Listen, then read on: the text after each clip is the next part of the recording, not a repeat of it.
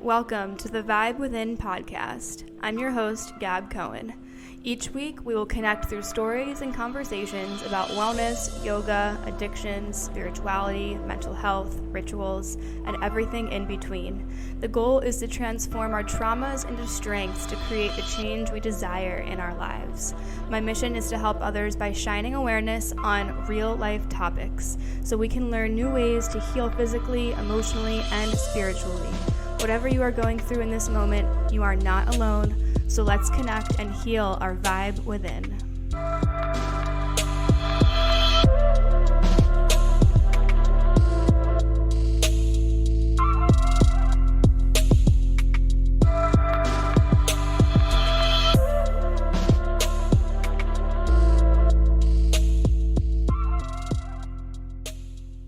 Hey guys, what's going on? Welcome back to the Vibe Within podcast. I'm your host, Gab Cohen. I am kind of going through a little bit of a weird thing with my voice, so just bear with me. I really wanted to get this podcast episode up and running. I recorded it at my mom's after I spent 6 days retreating and focusing on healing my body. And yeah, now I'm losing my voice, so that's a coincidence. But I feel a lot better. Last week was very challenging for my autoimmune symptoms, fibromyalgia, and all that. So I'm going to make this intro really quick. Just going to explain what the episode is about. It's actually one of my favorite episodes that I've recorded.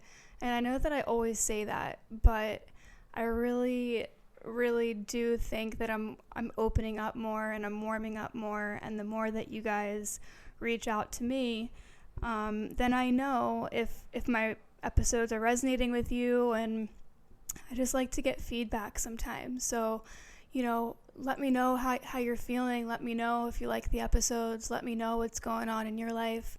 I like to get feedback. It's really nice. So this episode it's all about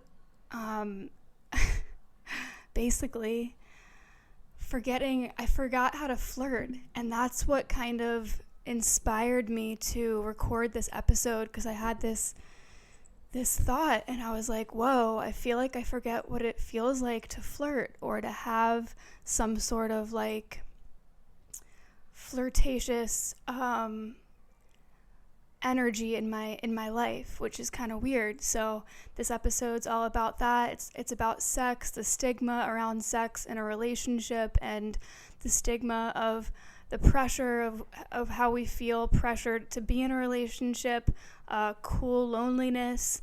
I talk about ghosting culture, expanding our self-worth, synchronicities, manifesting, all the things. So I really think you're gonna like it. I kind of get deep into what it means to be focusing on ourselves and how we can really go the opposite direction. So if you're somebody who used to find a lot of satisfaction in sleeping around or partying or meeting new people or going on dates or whatever, maybe you're like me and you've swung to the complete opposite direction, and now you're in spiritual solitude. You are in a synchronicity, loving relationship with the universe. And that's all I'm going to say about this episode. I think you're really going to enjoy it. I'm losing my voice, so let's just get right into it. This episode is brought to you by Tonic Vibes CBD. Tonic offers CBD blends that use organic sun-grown hemp flower from their family-run farm in upstate New York. Their original formulations were first developed by Tonic's founder, Brittany Carbone, to help manage her own anxiety and depression that she was suffering with herself.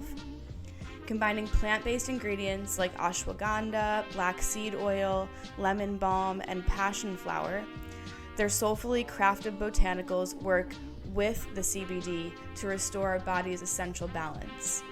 The magic is in the love and intention that goes into each of their products from seed to shelf.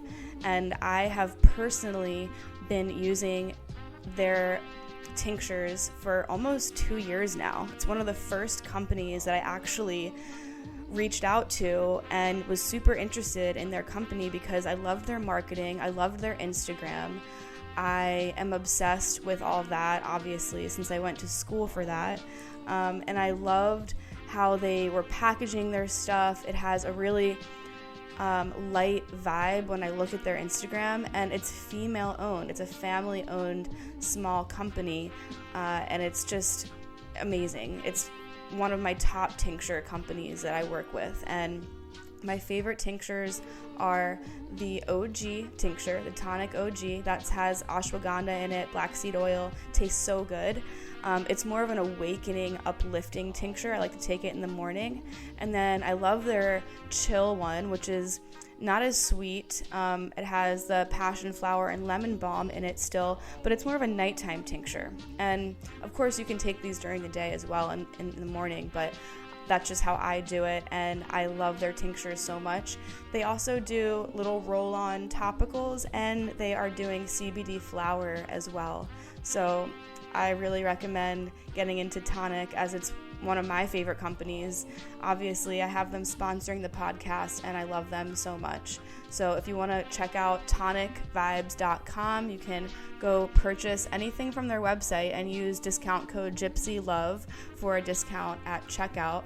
That's tonicvibes.com, and you can use discount code GYPSYLOVE, GYPSYLOVE, for a discount at checkout.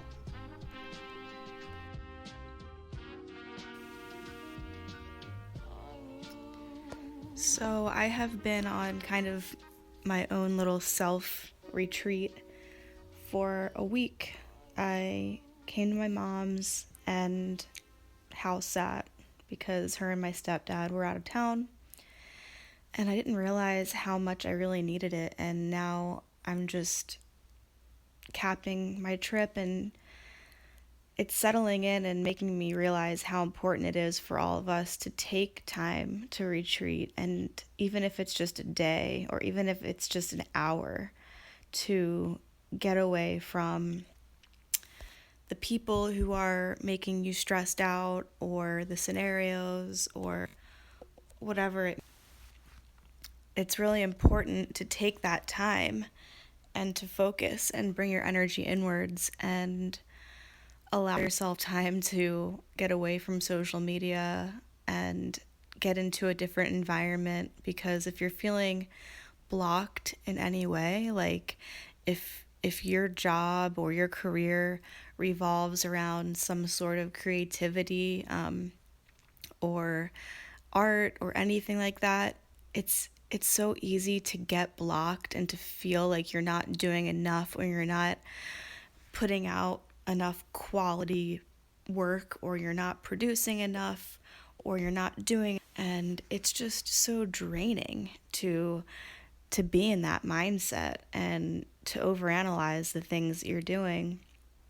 And sometimes it requires a stepping back, a drawing back, a putting on your blinders kind of scenario, and not giving a fuck what anybody else is doing. Because really, in the end, if you don't feel your best physically, emotionally, spiritually, then you're just constantly finding things to soothe you, or to take your mind away from that, or to feed your lack of feeling good, for lack of a better term, and you're just digging yourself in a hole.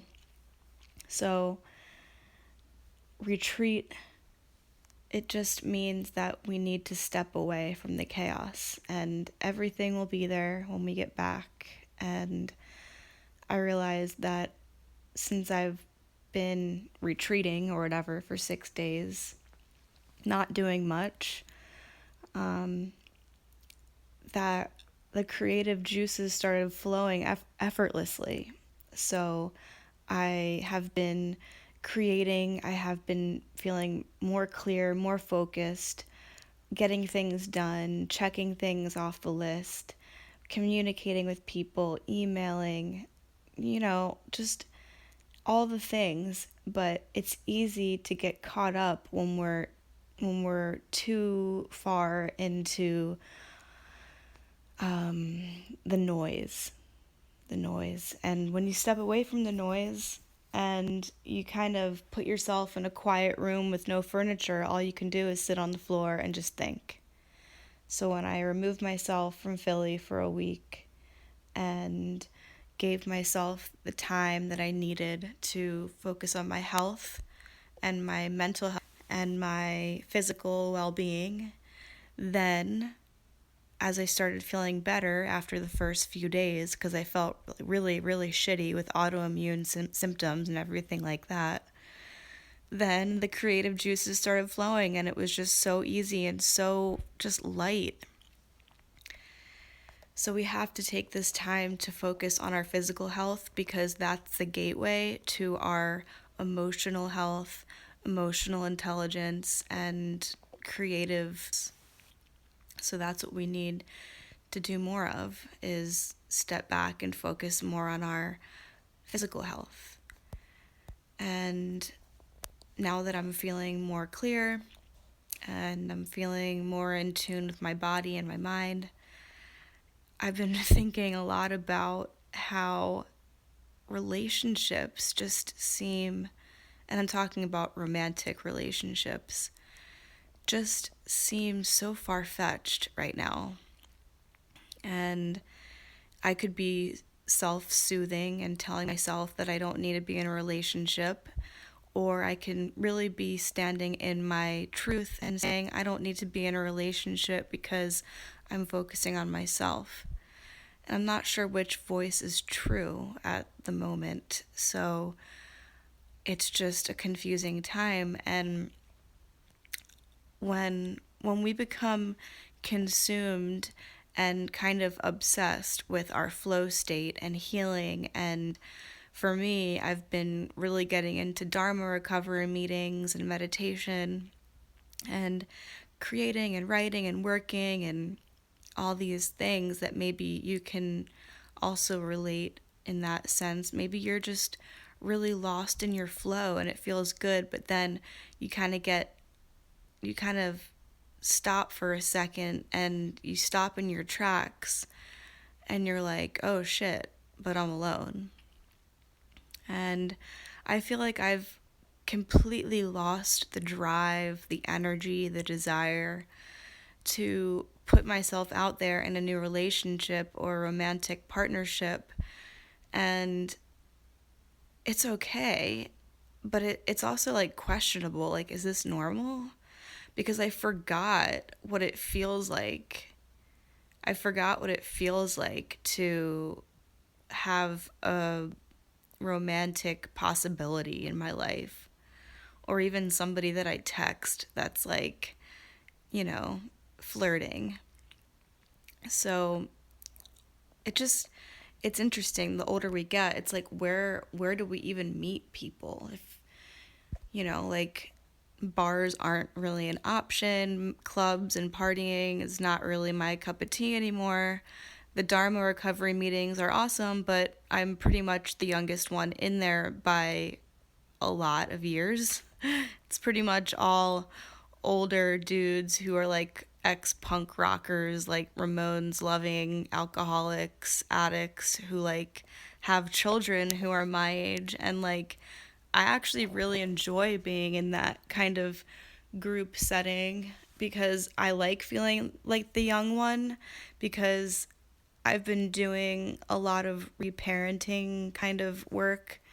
If you're familiar with like the work that Lacey Phillips does, reparenting myself and understanding what kind of parent and role model I needed growing up, and kind of rewiring and reparenting my childhood.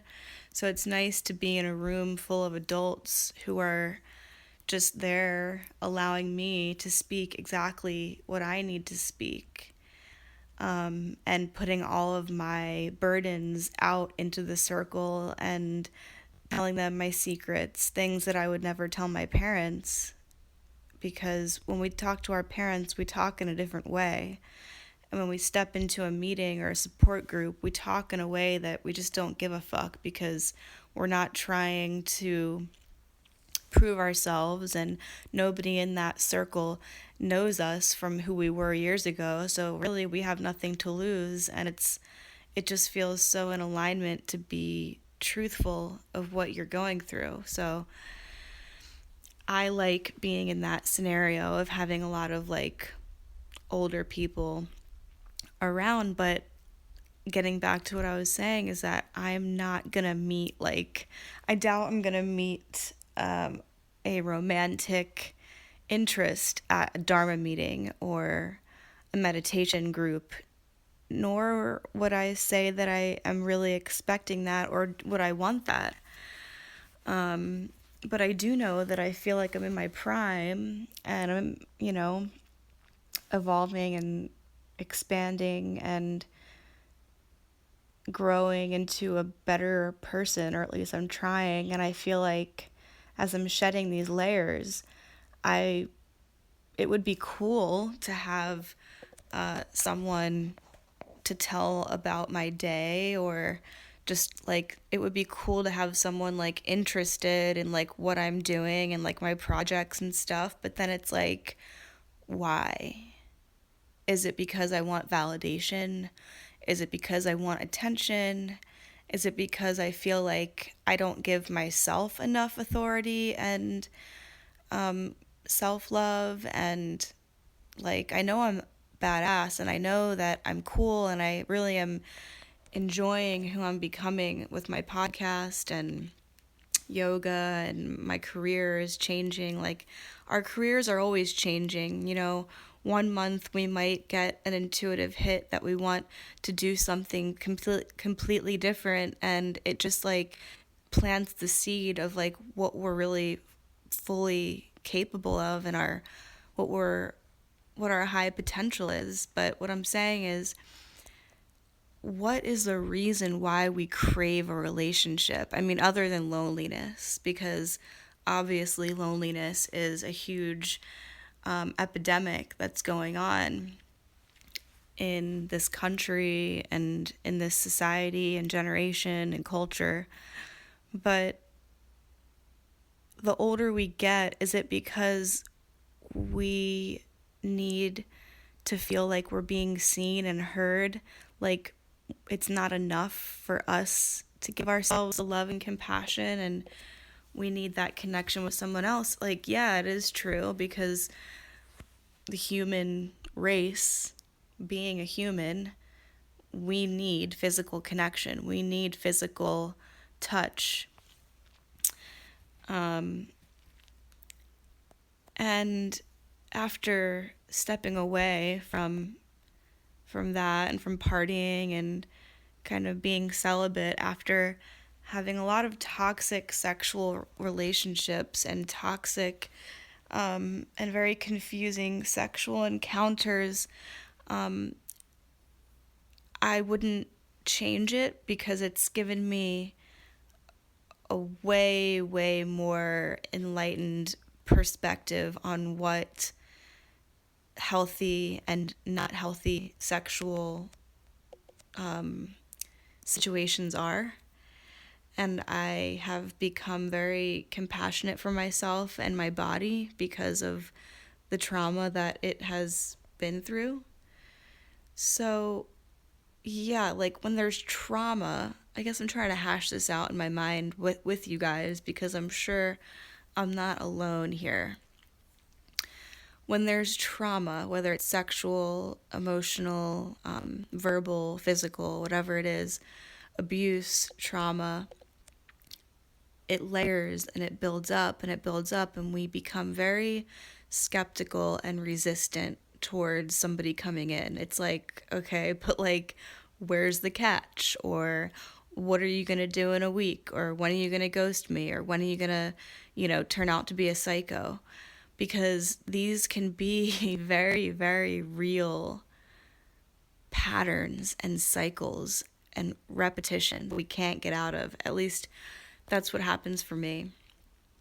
And I've just realized that the more I focus on myself and my life, I feel like I'm more in alignment, and I don't have that craving. It's not as deep or as intense to have that craving to have someone come in and like nurture me. And it's kind of scary at times to feel so independent and looking at a relationship as like an ew factor. Like, ew, I don't need that. Ew, I don't want that. That's a problem, I think. That's an issue, I think. And it can raise some questioning towards myself, because has this wall that I've been built so incredibly high that it's acting as a complete blockage for me to let anybody in now? And is it possible to forget how to flirt? And, has my yoga teacher persona turned me into an empath who just lives and breathes and follows synchronicities like the universe, and her signs and her symbols and tests? Are those my romantic partners? Have I become so loving and obsessed with following the synchronicities that my love pattern is just complete, like, obsessive consciousness, if that makes sense?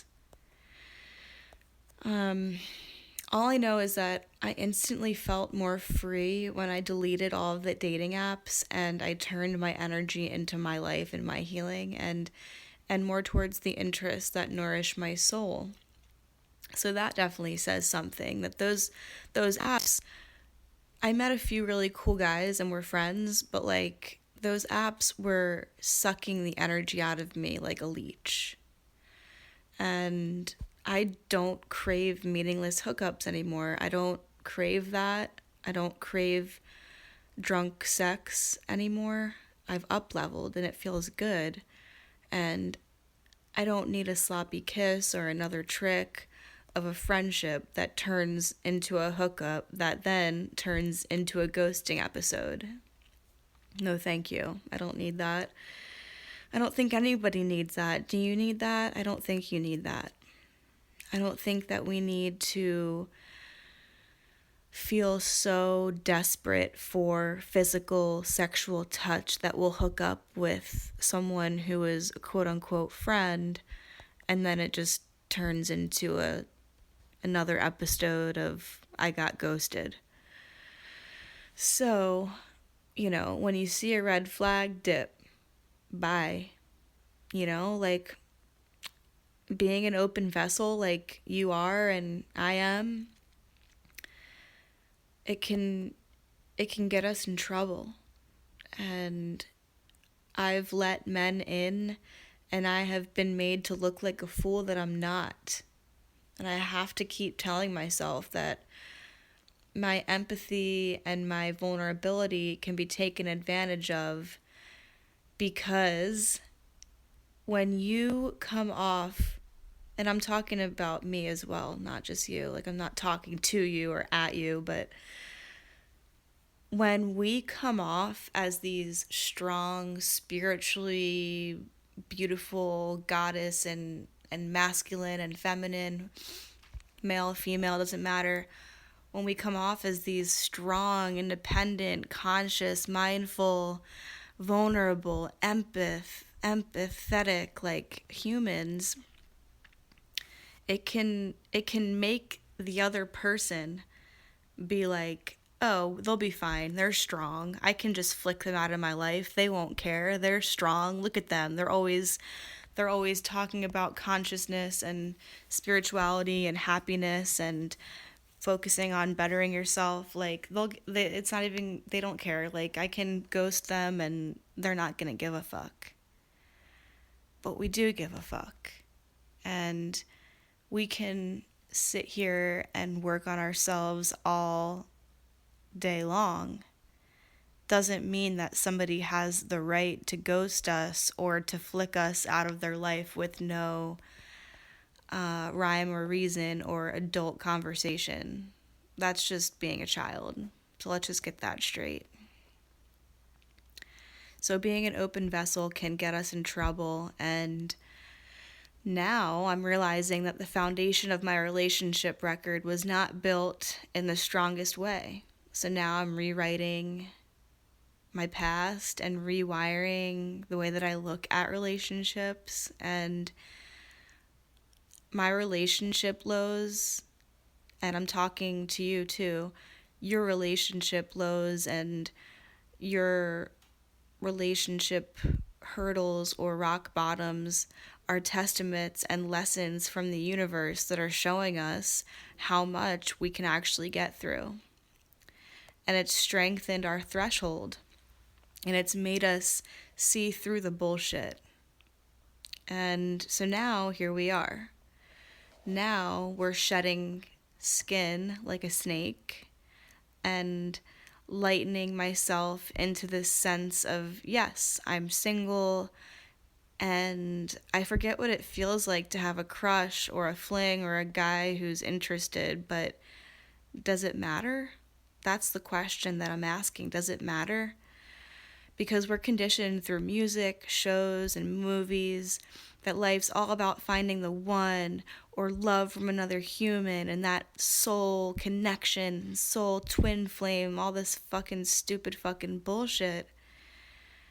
But there's so much more to life than just sex and being in a relationship. But there's gotta be that healthy dose, that perfect dose of sex.